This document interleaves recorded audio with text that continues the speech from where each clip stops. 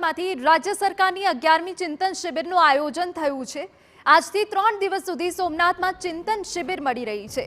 સોમનાથ મંદિર નજીક વોકવે પાસે ખાસ ડોમ ઊભો કરાયો। ચિંતન શિબિરમાં સીએમ ભૂપેન્દ્ર પટેલ ઉપસ્થિત રહેશે। 3 દિવસ દરમિયાન વિવિધ નિષ્ણાંતોના પ્રવચન અને માર્ગદર્શન હશે। પ્રથમ દિવસે કર્મયોગીના 6 સિદ્ધાંતો પર પ્રવચન છે। ચિંતન શિબિરમાં રાજ્યના વિકાસ માટે ચિંતન કરાશે। સરકારી યોજનાઓમાં ટેકનોલોજી, એઆઈ અને ડેટા એનાલિસિસના ઉપયોગ પર માર્ગદર્શન અપાશે। રોજગારીની તકો, ગ્રામ્ય સ્તરે આવક વૃદ્ધિ સહિતના મુદ્દાઓ પર ચર્ચા થશે। શિબિરના છેલ્લા દિવસે શ્રેષ્ઠ કલેક્ટર અને શ્રેષ્ઠ ડીડીઓને એવોર્ડ પણ અપાશે। તમામ લોકો માટે લાઇટ એન્ડ સાઉન્ડ શોનું પણ આયોજન। राज्य सरकारनी 11મી चिंतन शिबिरનો આજથી પ્રારંભ થવાનો છે। ભગવાન સોમનાથના સાનિધ્યમાં 3 દિવસીય શિબિરનો આજથી પ્રારંભ થવાનો છે। આપને હું દ્રશ્યો બતાવવા માંગીશ। આ એ જ સ્થળ છે જે સોમનાથ મંદિર છે તેની બાજુનું જે વોકવે આવેલો છે, ત્યાં ખાસ ડોમ છે તે ઊભો કરવામાં આવ્યો છે અને આજે બપોરના 1 વાગ્યાથી આ ચિંતન શિબિરનો પ્રારંભ થશે।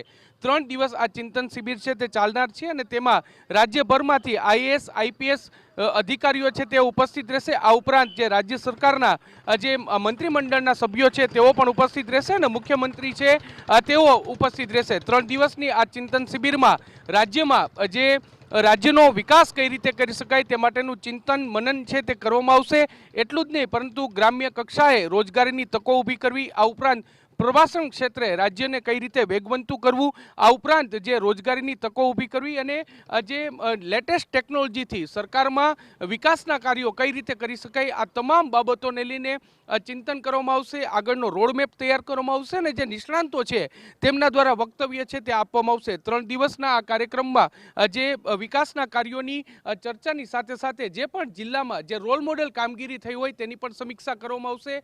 પાયલોટ પ્રોજેક્ટ છે તેને રાજ્યમાં કઈ રીતે અમલીકરણ કરવું તે અંગેની પણ ચર્ચા, તે અંગેનું માર્ગદર્શન છે તે પણ આપવામાં આવશે। આ ઉપરાંત જે 3 દિવસના કાર્યક્રમમાં જે પણ અધિકારીઓ છે રાજ્યભરમાંથી આવ્યા છે તેના માટે સાંસ્કૃતિક કાર્યક્રમોનું પણ આયોજન છે તે કરવામાં આવ્યું છે। સોમનાથ એક તીર્થ સ્થાન છે ત્યારે અલગ અલગ જે મંદિરો આવેલા છે ત્યાં જે પણ મહેમાનો આવ્યા છે તેમના દર્શન માટેની પણ વ્યવસ્થા છે તે કરવામાં આવી છે। આટલી મોટી સંખ્યામાં મંત્રીમંડળના સભ્યો આવી રહ્યા છે, સાથે સાથે અધિકારીઓ આવી રહ્યા છે ત્યારે જે પોલીસ બંદોબસ્ત છે તે પણ ચુસ્ત રાખવામાં આવ્યો છે અને ટ્રાફિકને લઈને પણ અગવડતા ન સર્જાય તે માટેની વ્યવસ્થાઓ છે તે કરવામાં આવી છે। બપોરના 1 વાગ્યાથી આજથી શરૂ થતી ચિંતન શિબિર છે તે શનિવારે બપોરના 1 વાગ્યા સુધી ચાલવાની છે અને 3 દિવસમાં રાજ્યના વિકાસ માટેનું ચિંતન અને મંથન છે તે કરવામાં આવશે। કેમેરા પર્સન ભાવેશ લશ્કરી સાથે મોહિત ભટ્ટ, TV9 ગીર સોમનાથ। તો સરકારી યોજનાઓથી માંડીને તમામ જે રોજગારીની તકો છે એવા મુદ્દાઓ ચર્ચાવાના છે અને એ સિવાય અન્ય કાર્યક્રમો પણ રહેવાના છે। વધુ વિગતે વાત કરીએ તો ચિંતન શિબિરમાં ભાગ લેવા મુખ્યપ્રધાન ભૂપેન્દ્ર પટેલ સહિત અન્ય મંત્રીઓ પણ ફ્લાઇટ મારફતે કેશોદ એરપોર્ટ પર પહોંચ્યા હતા। સુરક્ષાને ધ્યાનમાં રાખી એરપોર્ટ બહાર ચુસ્ત પોલીસ બંદોબસ્ત ગોઠવાયો હતો।